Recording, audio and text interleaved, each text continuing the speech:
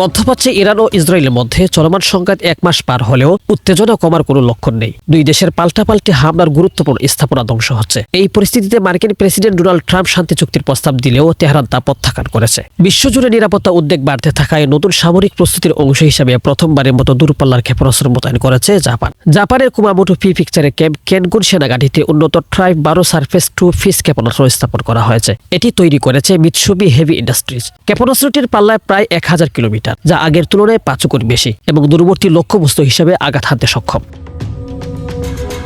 জাপানের প্রতিরক্ষা মন্ত্রী শিনজিরো কোইজুমি জানিয়েছে, দ্বিতীয় বিশ্বযুদ্ধের পর দেশটি বর্তমান সবচেয়ে বেশি জটিল নিরাপত্তা পরিস্থিতির মুখোমুখি। তিনি বলেন, দেশের প্রতিরক্ষা সক্ষমতা জোরদার করতে এই পদক্ষেপ অত্যন্ত গুরুত্বপূর্ণ। এছাড়া শিজুওকা প্রিফেকচারে ক্যাম্প ফুজিতে হাইপারসোনিক গ্লাউড ভেহিকেল মোতায়েন করা হয়েছে। 2028 সালের মধ্যে আরও উন্নত ক্ষেপণাস্ত্র বিভিন্ন অঞ্চলে স্থাপনের পরিকল্পনাও রয়েছে।